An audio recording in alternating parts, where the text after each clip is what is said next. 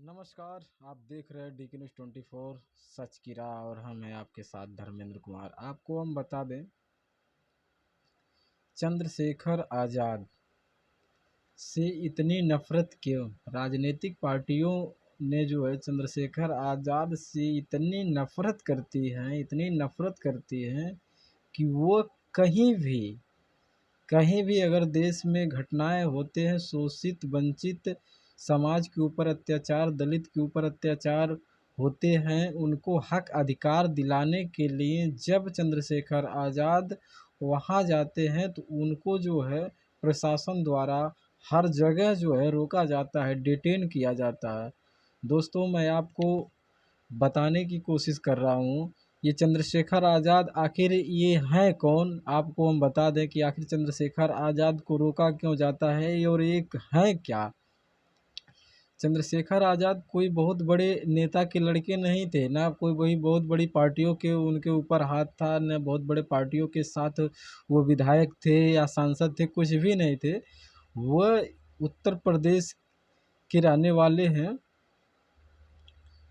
वह एक प्रिंसिपल यानी प्राइमरी के मास्टर प्रिंसिपल के लड़के थे। उन्होंने जो है जाति जो है व्यवस्था पर जो है उनके यहाँ उनके समाज में जो है जाति व्यवस्था को लेकर ज़्यादा जो है वो देखे और उस पर जो है उन्होंने ये सोचा कि आखिर हम लोगों को जाति के आधार पर टारगेट किया जाता है। कहीं दलितों को घोड़ी पर चढ़ने के लिए शादी विवाह में अगर वो घोड़ी पर चढ़कर बारात लेकर जा रहा तब भी जो है सवर्ण वर्ण के लोगों को जो है दिक्कत हो रही थी, तो रोकने का सवर्ण वर्ण ने प्रयास करते थे। मतलब कई सारे जो है ऐसे घटनाएं जो है उनके सामने आया, तो उन घटनाओं से ये लड़ने के लिए संघर्ष करते रहे और मीडिया में आए, सोशल मीडिया के ज़रिए इनको लोग जानने लगे। इन्होंने एक संगठन बनाया, भीम आर्मी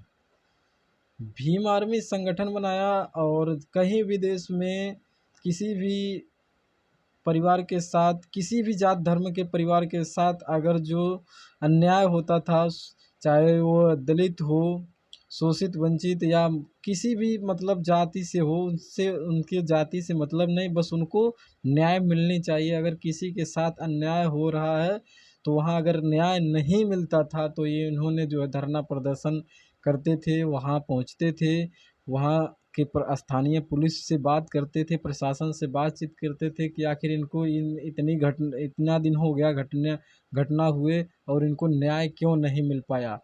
यही चीज़ें जो है इन्होंने किया और सोशल मीडिया पर काफ़ी जो है ये सुर्खियाँ बटोर लिए। सोशल मीडिया पर लोग इनको ज़्यादा जो है देखने लगे कि वाकई में नेता कोई है तो चंद्रशेखर आज़ाद।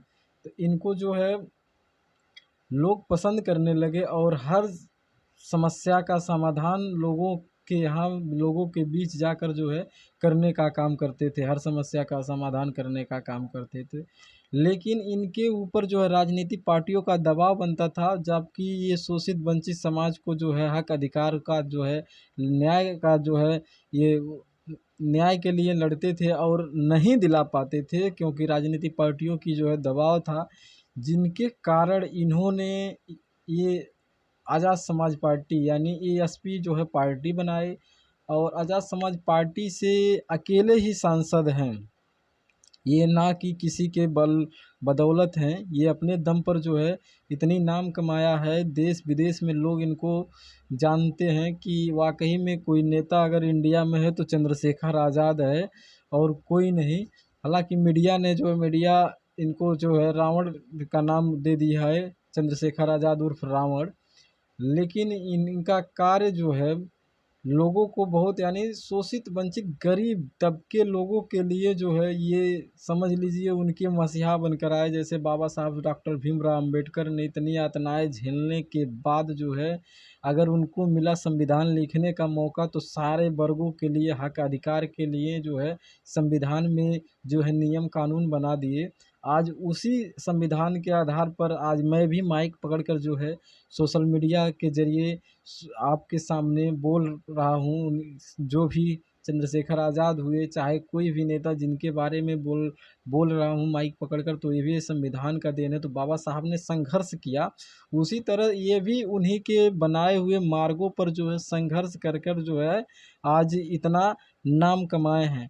तो साथियों, मैं इनके बारे में इतना कुछ क्यों बता रहा हूँ चंद्रशेखर आज़ाद के बारे में, क्योंकि अभी हाल ही में 2-4 दिन पहले कौशाम्बी में घटना घटित हुई थी और उन पीड़ित परिवारों को जो है न्याय नहीं मिल पा रहा था, जिनके कारण जो है आज़ाद समाज पार्टी के राष्ट्रीय अध्यक्ष और नगीना के लोकप्रिय सांसद चंद्रशेखर आज़ाद उस पीड़ित परिवार से मिलने के लिए जाते हैं। उस पीड़ित परिवार का जो है दुख दर्द को जानने और समझने के लिए जाते हैं कि उस पीड़ित परिवार के लोग क्या मांग करते हैं, क्या नहीं, क्या उनको कहाँ तक न्याय मिल पाया, कहाँ तक नहीं।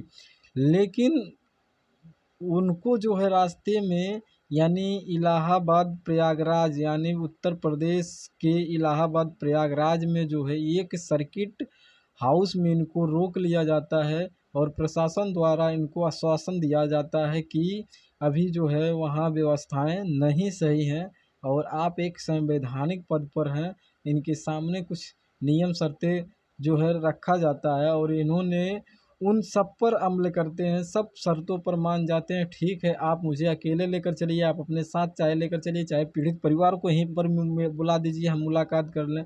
लेकिन प्रशासन ने इनको सिर्फ गुमराह कर कर वहाँ रोका और वहाँ पर हिंसा हो गया। वो सर्किल हाउस में प्रयागराज में थे और करीबन इनके समर्थक वहाँ जो है जहाँ घटना हुआ था वहाँ पहुँचे हुए थे। जितने लोग सुने हुए थे, जितने लोग जाने हुए थे कि आज आज़ाद समाज पार्टी के राष्ट्रीय अध्यक्ष और भीम आर्मी के चीफ नगीना के सांसद चंद्रशेखर आज़ाद आ रहे हैं, तो इनको सुनने के लिए और इनको देखने के लिए लोग वहाँ, इनके कार्यकर्ता जो उत्साहित हुए थे वहाँ पर पहुँचे हुए थे। लेकिन जो है इन प्रशासन की गाड़ियों पर तोड़ फोड़ होता है वहाँ, और इनको वहाँ सर्किट हाउस में जो है अरेस्ट कर लिया जाता है और वहाँ जो है तोड़ फोड़ होता है और हिंसा हो जाता है और बताया जाता है कि ये भीम आर्मी के कार्यकर्ता द्वारा जो है हुआ है। लेकिन चंद्रशेखर आज़ाद इसको साजिश बताते हैं कि मेरे साथ षड्यंत्र किया गया, क्योंकि पहले नंबर इनके साथ अगर षड्यंत्र नहीं किया गया तो आपको तस्वीर में दिख रहा होगा ये पुलिस वालों के साथ कौन लोग हैं जो गाड़ियों पर जो है लाठी डंडे से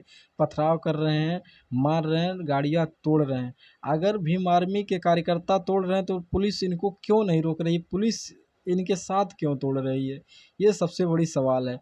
उससे बड़ी सवाल ये है कि चंद्रशेखर आज़ाद को रोका क्यों गया, पीड़ित परिवार से मिलने के लिए जो है इनको रोका क्यों गया। एक संवैधानिक पद पर आदमी है, सांसद है, उसको जो है पीड़ित परिवार से मिलने के लिए रोक दिया जा रहा है। पीड़ित परिवार से मिलेंगे नहीं तो किससे मिलेंगे भाई? अगर सांसद हो गए हैं तो पीड़ित परिवार से मिलेंगे नहीं, उनके दुख दर्द को जानेंगे नहीं, उनके दुख दर्द को वो नहीं उठाएंगे, सांसद लोग नहीं उठाएंगे, विधायक लोग नहीं उठाएंगे संवैधानिक पद पर, तो कौन लोग उठाएंगे? सबसे बड़ा सवाल ये है।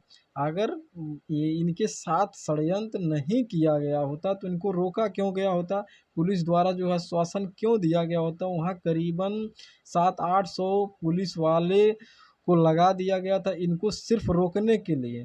क्या ये कोई आतंकवादी थे? जब भारत में जो है जो नियम कानून जो संविधान द्वारा बनाया गया है उसके तहत इन्होंने जो है सांसद हैं और इनको रोकने के लिए इतनी पुलिस फोर्स बनाया। जहाँ पर हिंसा हुआ वहाँ पुलिस फोर्स क्या कर रही थी? ये षड्यंत्र ही ना है और क्या है।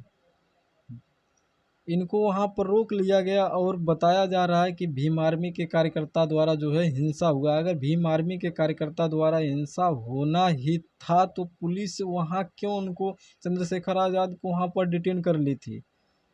क्या वजह रही होगी वहाँ डिटेन करने के लिए?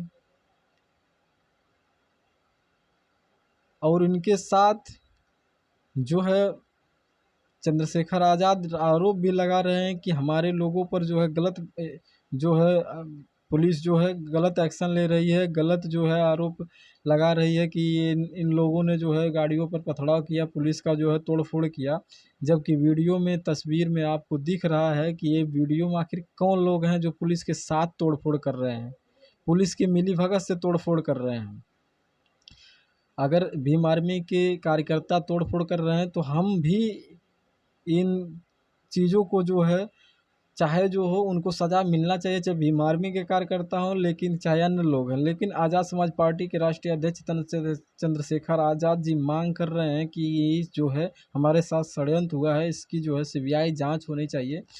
और तो क्यों नहीं सरकार सीबीआई जांच करा रही है? सीबीआई जांच कराए, दूध का दूध, पानी का पानी हो जाएगा। कौन लोग थे आखिर इस जो तस्वीर में पुलिस वालों के साथ तोड़-फोड़ कर रहे हैं, ये आखिर कौन लोग हैं?